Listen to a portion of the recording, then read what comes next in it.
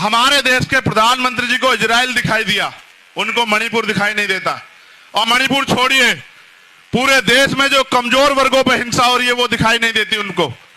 सरकारी कर्मचारी बड़ा आंदोलन कर रहे थे दिल्ली में कि हमें पेंशन दो, नौजवान सड़कों पे है, रोजगार नहीं है, महंगाई बेरोजगारी ने कमर तोड़ दी है, कोई कहने वाला नहीं है। और आज सरकार कह रही है कि हम इजराइल के साथ।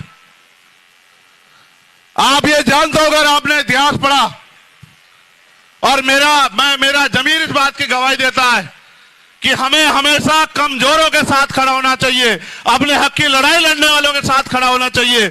आप इतिहास उठा के देखो, अगर आप ये बात जानने का प्रयास करोगे इजराइल और फिलिस्तीन को, तो आपको पता लगेगा कि जिस तरह हमारे देश में हम लोग, इस देश के मूल निवासी, दलित, पिछड़े, आदिवासी और जो धार्मिक अल्पसंख्यक लोग हैं, वो जो बेबस लाचार हो रहे हैं अपने देश में वोट होते हुए भी, इसी तरह से इजराइल ने फिलिस्तीन की जमीन पे कब्जा किया और फिलिस्तीन के लाखों लोगों को बंदी बनाया और फिलिस्तीन को अपने देश में वहां के लोगों को मरने के लिए मजबूर किया।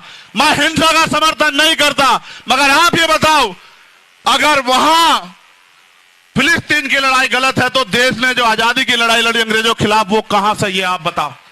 यहां भी तो शहीद आजम सरदार भगत सिंह ने अपने प्राणों के बलिदान दिए, उनकी यूनिट ने प्राणों के बलिदान दिए अपनी मातृभूमि की रक्षा के लिए, उसको आजादी के लिए अंग्रेजों से। अगर आज उस बात को वो लोग गंभीरता से आगे बढ़ा रहे हैं, तो मैं क्यों कहूं मैं इजराइल के साथ। मैं हर एक कमजोर के साथ हूं और मैं फिलिस्तीन के साथ हूं, मैं गारंटी से कहता हूं।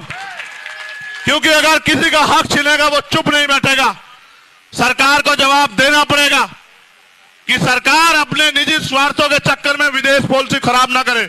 आप अटल जी का बयान सुनना, अटल जी फिलिस्तीन के साथ थे, नेहरू जी फिलिस्तीन के साथ थे, इंदिरा गांधी फिलिस्तीन के साथ थी, और आज की सरकार इजराइल से वो उनकी जांच एजेंसी है जिससे हमारे नेताओं के अकाउंट खंगलवाने हैं, उनके फोनों में क्या ये दिखवाना है, उनकी इंक्वायरी करवानी है।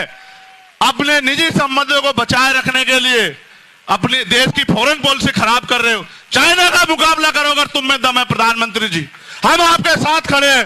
चलो चाइना की तरफ आगे बढ़ो, चलो कूच करो, हम देखेंगे आप में कितना दम है। आज से पहले गोली हम खाएंगे, ये देश हमारा है, इस मुल्क के लिए शहादत हम सहेंगे। लेकिन अगर आप देश से गद्दारी करोगे तो ये होने नहीं देंगे, हम इस बात को याद रखना। पूरी भीम आर्मी, पूरी आज समाज पार्टी शोषितों, वंचितों, मजलूमों के साथ खड़ी।